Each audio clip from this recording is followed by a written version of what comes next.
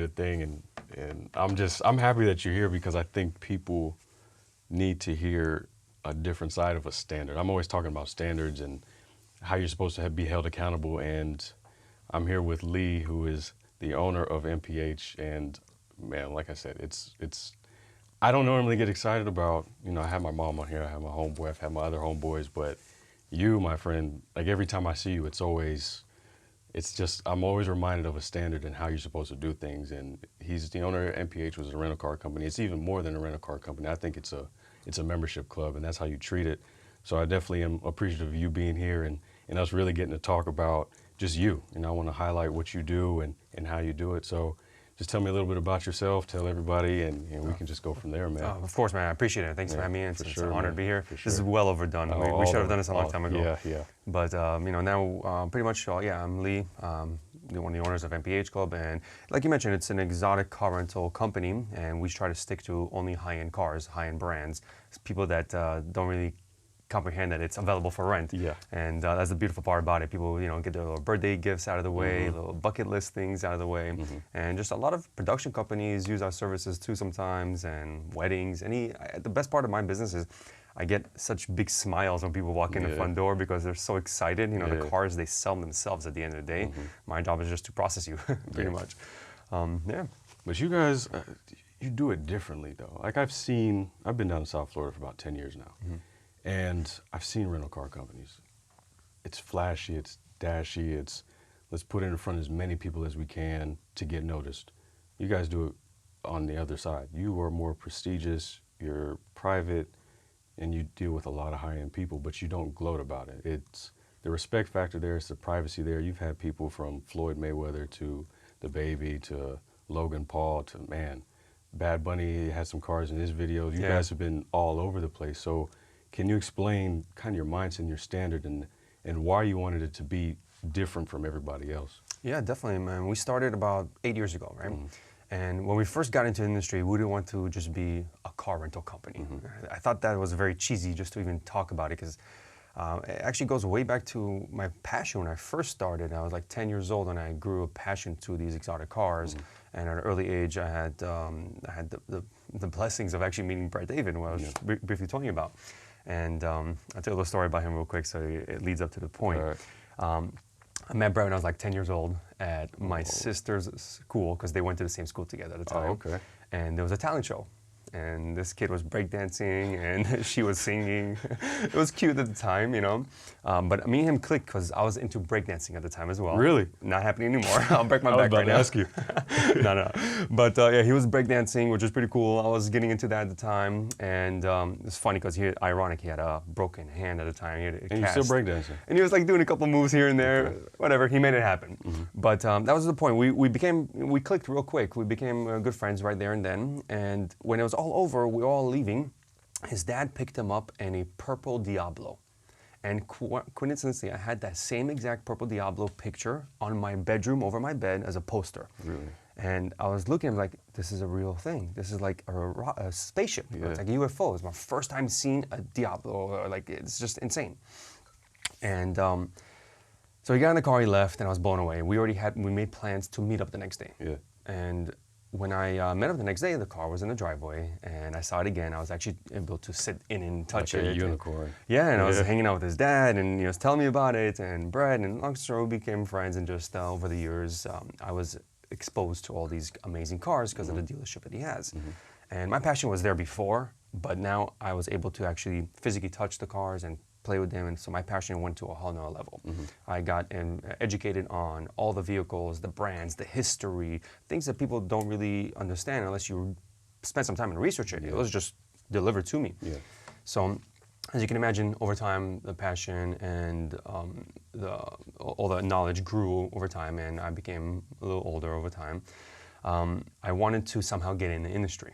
And I saw an opportunity when I was at the time working with my father. I'm a little geek deep down inside. I build websites. I optimize websites. That's my thing.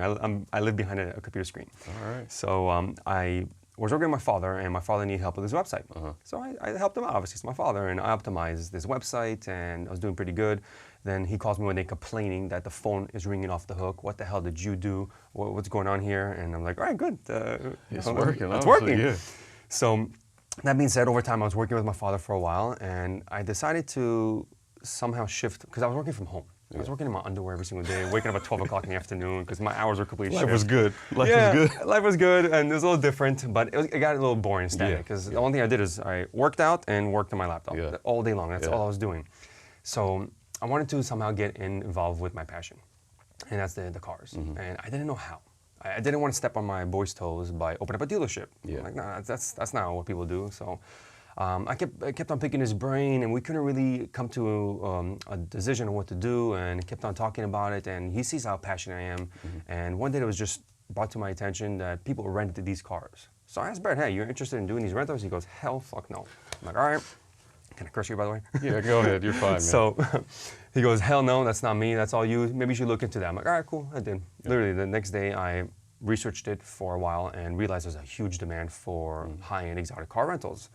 And I built a whole facade. I said, you know what, let me build a fake website, fake pictures, just generate leads and see if the demand is actually there. Yeah. And I've been doing it for a while, did it for like 6 months, and realized, holy shit, the demand is really there. There's a lot of leads coming in, a lot of phone calls, a lot of people actually complaining that nobody's calling back because I didn't know what to do with the people. It was a fake facade at the time, so I was trying to even see if I maybe sell the leads or whatnot. And then I got together with Stas. Nice. And The man right there. yeah, and then we both dissect this idea for a while. We literally put together a very detailed business plan, about 120 pages. And it took us a couple months to put it together. Before we even spent a single dollar, we just put a lot of our time and effort into it. Yeah. So this whole concept existed a year before we even thought of the name. That's amazing. So we had the concept, we had the business plan, and then we finally grew some balls and bought our first Lamborghini Gallardo. Nice. That was our first car. Nice. We got together, bought the car, we started the company, we opened up at Opa-locka Airport. Yeah. We wanted to be there because we realized the people that want these type of vehicles fly private. The best private airport here in Miami, South Florida, technically, is Opa-locka Executive Airport. Yeah. So we strategically staged ourselves there.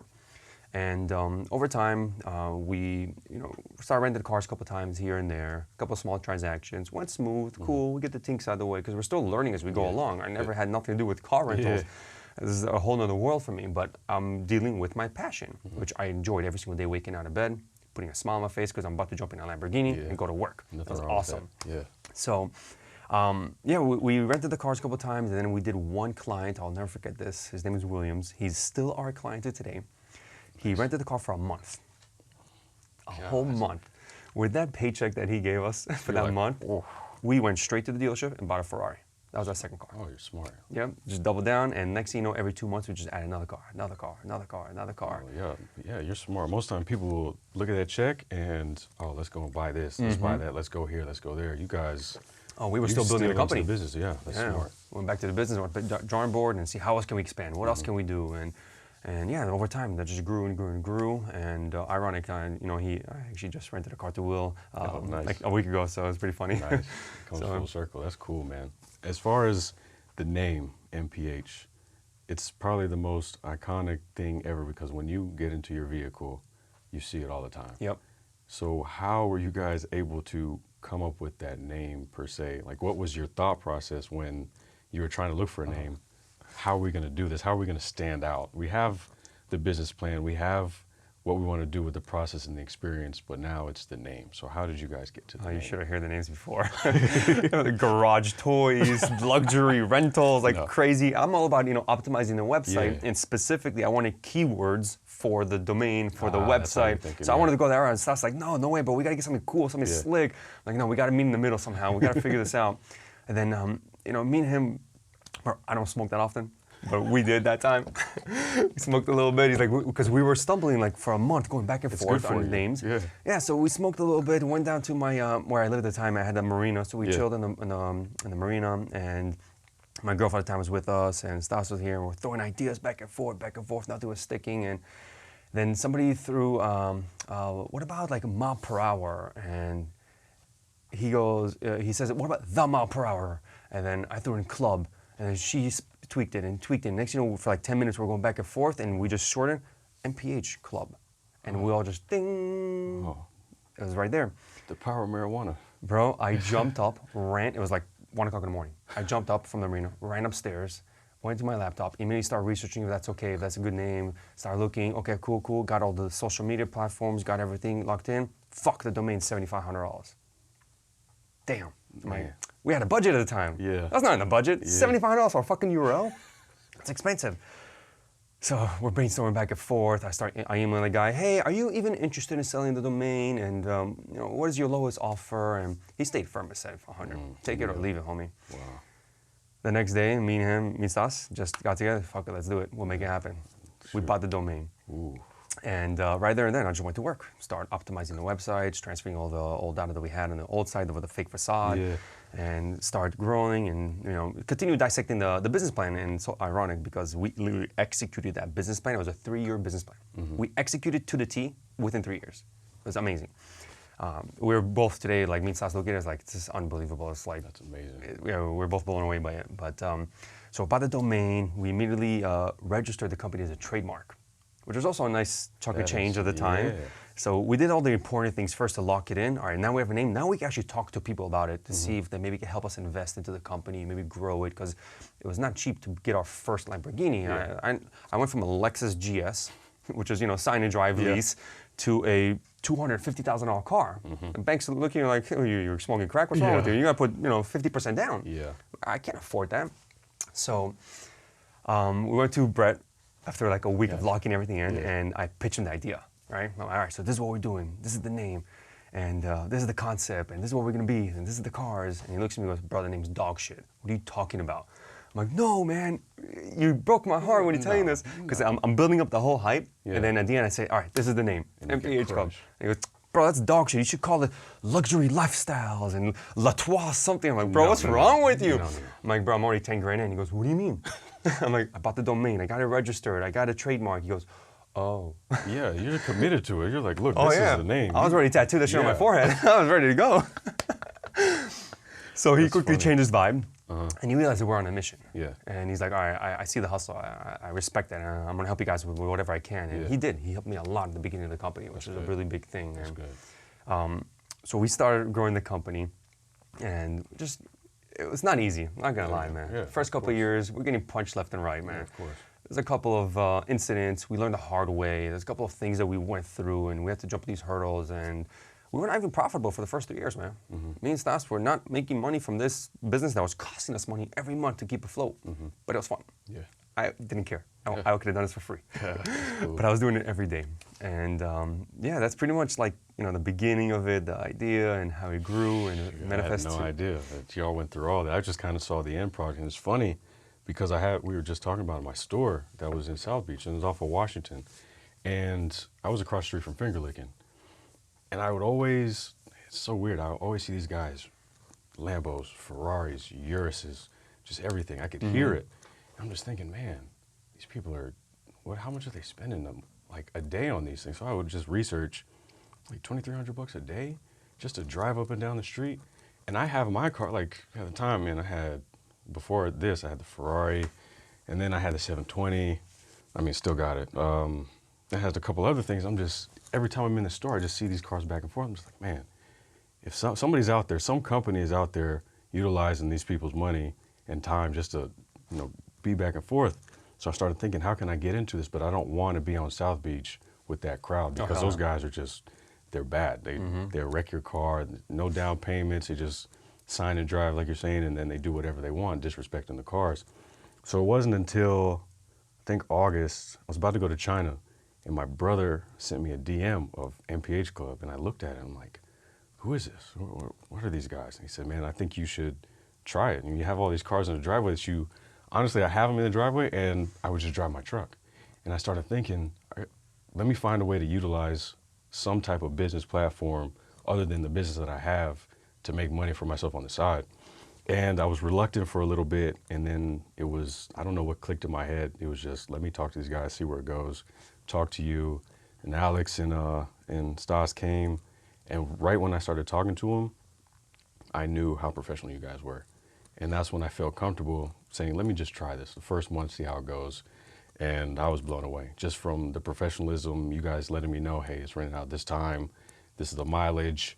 These are not necessarily the people, because I don't care about the people, but you've been very professional with everything. You're not out there joyriding all the time. You're not trying to, pick up chicks or go to dinners. I mean, that's fine, you do that, but you guys tell me, hey, look, we're gonna do this and this. I have no problems with that. So for me to see that, I was blown away. And I tell you, every time I come to the office, I'm just like, man, this is how it's supposed to be done. And I don't think people, you can see it on the website, but when you see it in person, just from where you're placed, what you're doing is definitely a level up. And people need to see it more, man. I know you guys have a YouTube channel. I know you're starting to roll that out a little bit more as far as the cars and going through, explaining to everybody what you have, and you have some pretty awesome, man. Yeah. I'm not even gonna lie. What is your favorite car that you have right now? Oof. If you had to pick one, asked all the time, you have to pick one. Bro, so I can't, that's not fair. I can't give you three, that, your top three. No, so this is the thing. It's like me asking you what's your favorite child. You can't, so. I got one, I only got one. Okay. Well, I have 40 plus. Okay, yeah, so you're right. The problem is, my favorite car for this month. That's what I turned it into. What's your favorite car for this month? All right, so we recently just added the A12. Yeah, I've seen that. Yes, I've seen that. Oh my God, that is amazing. Before that, I love the Phantom. Okay. Phantom is big boy car. What month is that though? What month was that one? First day you dropped it off. Okay. And I stayed for a couple of months, honestly. Okay, all right. Okay. But the A12, man, that car is it's a classy Ferrari. Yeah. It's not your douchebag, look at me. No, this is a classy, it's an A12, super fast. It's insane. Insane. I love that one because it's along the family line of the 599. Like the 599, and then it kind of went away, then the F12, the F12 TDF, and then you had, the A12. Yeah. They had a couple one-offs, but ultimately that's where it got all the to. front end, the V12s, they're insane. Because that's what I asked you guys. I was like, man, do you want another A12? He's like, nah, we got one. I'm like, oh, okay. And then you had the Bugatti.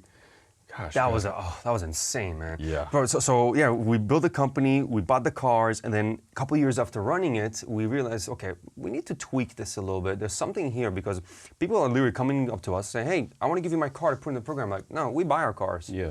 So we didn't know how that works. After researching and looking into it, and all right, this is definitely doable. If you meet the qualifications and we both agree on terms, we could definitely make this happen. So we rolled out the membership program. So what we did is, people like yourself who have vehicles, we give you the opportunity of putting your car in our program. And we rent it out and we make money together technically on the cars. But these are very unique cars and unique relationships that we build. We don't really do this with everybody. It's not as you go buy a car, put it in the program. No, you got to earn your way into this. Exactly, this is not a simple thing. But that shifted our whole company big time. Instead of being a heavy capital into the business, I was actually able to relieve some of the stress off of my credit, my name, and also the amount of inventory we could get. Now, we literally doubled within 1 year because of the inventory, because I was capped at one point. I couldn't have just kept on going.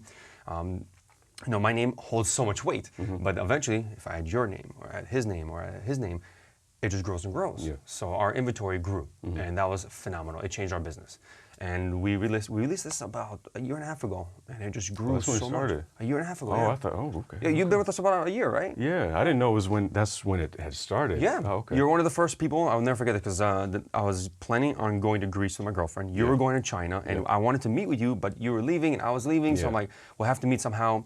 I'm coordinating this whole thing with you, and then Stas and Alex go meet up with you, and I'm in Greece doing this while you're... I do remember that. That's right. That is right. I'm at the gym with my girlfriend working out, and then I'm talking to you, and when I hang up with her, I'm like, babe, and I just told the whole story what happened.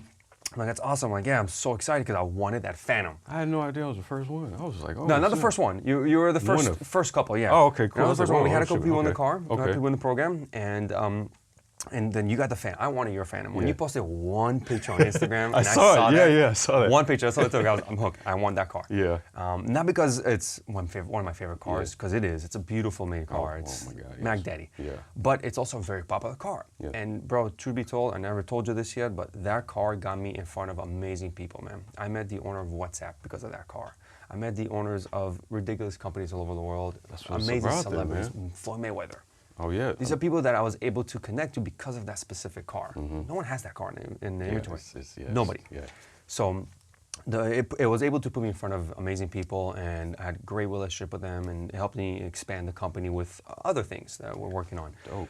We'll elaborate on that in a minute, but That's dope. Yeah, I man. didn't even know that. Oh, shoot, I'm glad I was able to help with that. Yeah, man. hell yeah, Shoot. appreciate that. It was, I also saw too, and I want to bring that up, during Super Bowl. oh, that was insane. Yeah, describe the rap on the Phantom. I think you were doing it for Shaq, right? It was Yeah. a tribute for Kobe to Shaq during his Funhouse event.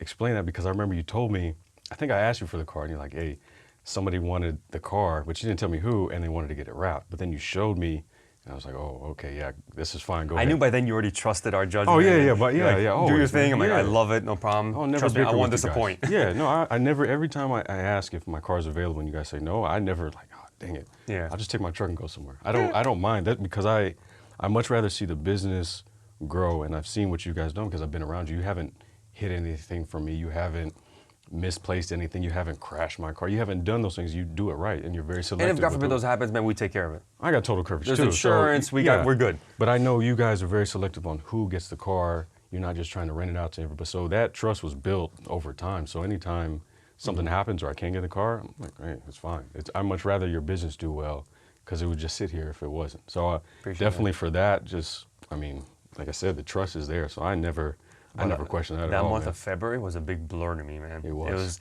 So sometimes we get like a big thing that happens in a week. We get excited. We talk Yeah. about it for the whole week, bro. I couldn't have a moment of excitement for last more than 10 minutes in February. Oh, I met Shaquille O'Neal. Cool. An hour later. Oh, I meet Floyd Mayweather. Cool. An hour later. Oh, we were sold out. An hour later. Oh, we just got 3 more cars in the program. An hour later. Literally, bro, we had just amazing things going on, and then we got punched in the face by coronavirus in March. Yeah, I remember That that. was funny, but regardless, man, February was a phenomenal week. Super good. Bowl happened in Miami, so we were sold out, but literally to every single client that we were sold out to was a famous person or celebrity or an athlete. We had Future, we had, the list goes on. Yeah, you had a lot Shaquille of O'Neal was people. really cool. That was an honor. I'm a huge fan of Shaq. Yeah, and, same here. we all are. He's a great human being. He's an amazing person. Shook his hand like this. It's crazy. Like, look at him. Like a tree. Yeah, bro. So his manager reached out to us, and they wanted something that was like impossible. Yeah. Like they wanted the car, they wanted to wrap it. Unfortunately, because of what happened to Kobe Bryant, they wanted to do some sort of tribute where he has Shaq's Funhouse, but obviously tie in Kobe, and it's a sensitive subject. I'm like, how can I make something fun and also respectful, because it's so fresh, it just happened. Yeah. I got together with Metro Wraps, and they're phenomenal. They designed the whole thing. I got to give them credit to that, because they really pulled it off, and I was blown away by the way it's designed. The problem is that they called me on Thursday, and they wanted the car on Friday. I'm like, come on, guys. First of all, the car's out with the client. Yeah. That's the first problem. Second problem is to wrap something takes about 3 days. You know, to respectfully do it right takes about 3 days. And I'm a huge fan of Shaq, so I'm like, I gotta make this happen. Yeah. I reached out to the client who had the car at the time, and I threw out an offer to him that he couldn't refuse, switching cars with him. So he's like, I'm here with my wife and my 2 kids, and you're about to offer me a sports car with 2 seats? Bro, I made it happen. You did? I made it happen, Good, obviously. good. I mean, I grabbed the car. I personally went to go pick up the car from Yeah. the client, because I wanted to make sure that he's okay with it. I know he's disappointed it's a 2-seater, but I made it happen for him, so he was happy. Happy-ish. It's for a good cause. Though, It so, was. And at the end, I ended up sending pictures and videos, and you're like, that's awesome, cool for you. Yeah. So I hooked him up with this Future rental, which next time he comes to town, he will definitely get hooked up again. Cool. But I took the car and went straight to Metro Wraps, sat down with the designer, tweaked the whole design back and forth for hours, sat down with the owner, and asked him for a favor that he's never done before. Keep the shop open for 24 hours until this car's done. I need this car back in my possession at 9 a.m. to go deliver it to Shaquille O'Neal. Bro, we were literally so short on time that we made it happen. When I was, when I went to go back to Metro House to pick up the Phantom, I was literally like, they were finishing touches on the car when I'm like, I gotta go. And I'm literally pushing the last couple bubbles out of the paint, just to like, let's go. Jumped in the car, drove straight to the production, waited for 30 minutes, Shaq pulls up, and so we waited in the side. Now, I know the front entrance is on the other side, and we're supposed to meet him there. Yeah. Where all the cameras and everything's there, but like, I wanted to meet him in the front entrance, talk to him first, and then put the car there so he can make his appearance. Yeah. He comes in, and he looks at the car, and he goes, wow. He looks around, walks around the whole car. He's like, nice job. Who did this? Looks at me, and I'm like, yeah. Good job, man. Good job. That was dope. When I saw those pictures, I was, how long did it take you to do it? He said, 1 day. I was like, Yeah. I got guys Bro. that if you try to do 1 day, they say, no, that's impossible. I For got to them give do big that, shout out to Metro Raps for making that happen, man. If it wasn't for them, I would not be able to do it. But the whole thing looked nice. I wouldn't even, normally if somebody saw their car and was like, what is this? I looked at it, I was like, oh, I got Kobe on my car. I'm not tripping. This is cool. Like, this is dope. So it came out really nice. that, for you guys to do that, I mean, I that felt was like it cool. was a good cause too, you know? It was. I mean, like you said, it just happened. So nobody really knew how to react and what to do and how to. And it came classy. It wasn't cheesy at the end. Not at all. No, the whole thing was nice. I know. I wish I could have seen it in person. I just. Oh, so yeah. So the second that was done, we had to drive the car to the office, unwrap it, and go deliver to another client. God. It was a busy week, man. It was a busy week. I see. Bro, I didn't for those 3-4 days of Super Bowl weekend. I didn't sleep, man. I didn't sleep. I was working 24/7. I barely slept, maybe 3-4 hours a night just to get a little sleep in and go back to work. Bro, I was slammed. But that propelled you guys for, and I want to get into that with COVID because I remember when I came to the office in March and we were talking about it and we were kind of discussing. Well, me and Stas were talking about it. He brought something up that just triggered in my mind. He said, "Whoever can make it out of this is going to be forever strong down the road. Like it's a renaissance that's going on, and only the strong are going to survive."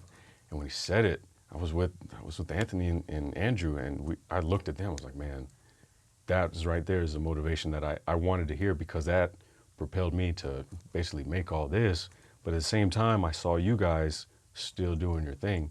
So how were you able to shift your mindset, knowing that stuff's getting canceled left and right? Because I could hear it in your voices. You're just like, shit, we don't know how to stop this. Like one thing, it was the concerts that were going on, Rolling Loud, and then we had Gumball 3000. We're the official sponsor of Gumball 3000. That was a huge deal for us. Shoot, I do and they remember postponed to next year, unfortunately. Because But you still have it though, right? Yes, they're moving to next year. You're good. Yeah. So what about F1 races too? Because I know you guys. Oh yeah, you the were talking concourse. about it. Yeah. That also got postponed too as well. So as long as it's still there, you're still good. It's still happening next year, yeah. But the problem, it could happen this year and next year. Whatever, it is what it is. But how were you able to look at the whole situation, analyze it, prepare for it, and then say, this is what we're going to do? It's still going to be, it wasn't business as usual, but you guys still made it work. So how were you able to overcome that? Nah, Stas said it perfectly, man. Whoever comes out of this becomes stronger, and that's exactly what happened. Because when COVID first happened, to be honest, I was a little nervous. I was like, I don't know what's going on. We're heading into unmarked territories. Yeah. Nobody knew what the hell was going on. Yeah. And I called every single manager. I spoke to everybody. I told them, listen, guys, this is a unique situation. If you want to, you can pick up your vehicles, hold on to it. We'll communicate as we go along. We don't really have a game plan for this 6 months, but we have a game plan for a week. Yeah. Like, I'm not going more than a week. I was going 1 week at a time. Yeah. And our business did drop about like 80%, 90% for that 2 months of that awkwardness that we were all home, technically. We were still renting cars here and there, but not the volume that we used to have. And all the employees were dealing with it, helping us out with whatever we can.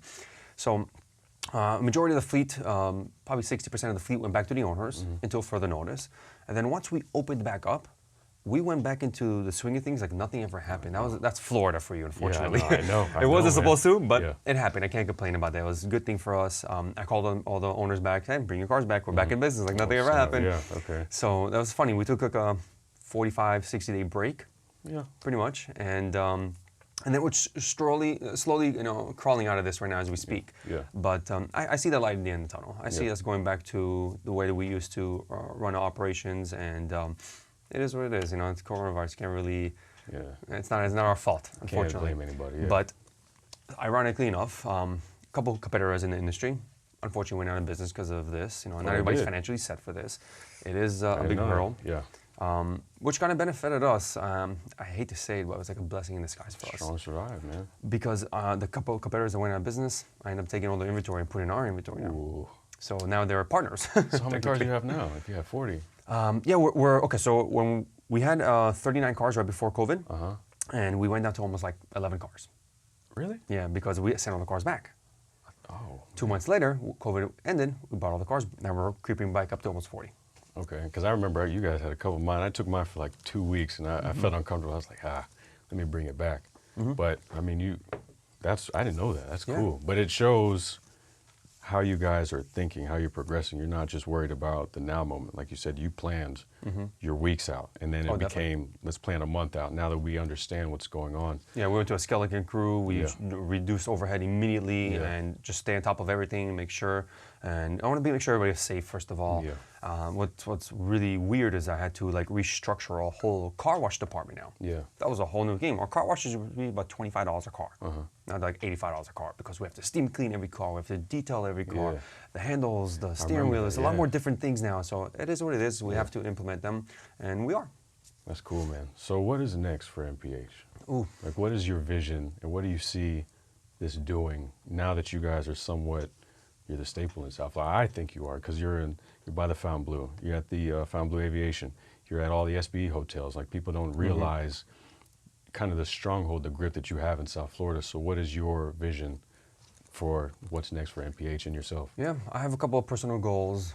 For MPH, I would like to, due to COVID, we went back to the drawing board. I was home and just like, all right, there's not too much to do, so I researched, what else can we do? There has to be other sorts of income we could do. This is the time for me to reinvest myself into the company, structure a couple of things. Internally, we had a couple of things that were old school, and this is the time where I was able to. For example, one of them was our website.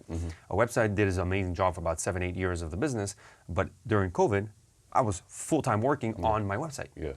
So we recently went live with a new website. So I know you saw it by recently. the way. It looks very good. Thanks, I like thanks. it, man. I like it. So we recently went live, and that was the big shift because it was not that simple to just transfer an old website to a new one. It was a big migration. I had 5 people on my team working on this full time for almost 6 months. Wow. So you can imagine how much that cost. Oh, yeah. Oh, yeah. That's not cheap. Yeah.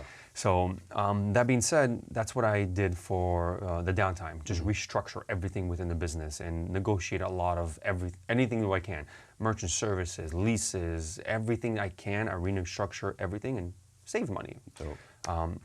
Then after that, I put together a game plan for the next 5 years. What's the game plan?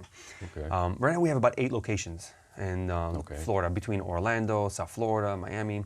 My goal is to open up a couple more locations in other states, because right now we're only in Florida. Yeah. The furthest one is the one in Orlando, which we do very well there. I'm looking to open one in Atlanta, Los Angeles, Phoenix, for example. I have a couple of potential help that I can get from there. So those are our next big goal for 2021. My goal is to open up at least 4 or 5 more locations across America. There's a lot more to it. I also went mostly digital. So we have our YouTube channel now, which is monetized, and we're able to grow another arm of revenue from that, from there, because of the cool content that we produce, the informational information. Cool. So yeah, we do a lot of cool content on social media, the website, restructuring everything, and then open up more locations. That's the main goal for the next couple of years. I love it, man. The goal is expansion and franchise. I know that was an idea, but I didn't harp on it too much. I didn't know, but to see it, I think it's possible, just because of how you guys do things. And you're not trying to just spread yourself thin. You're calculated with what you're doing. And you explained it. You want to go Orlando, Atlanta.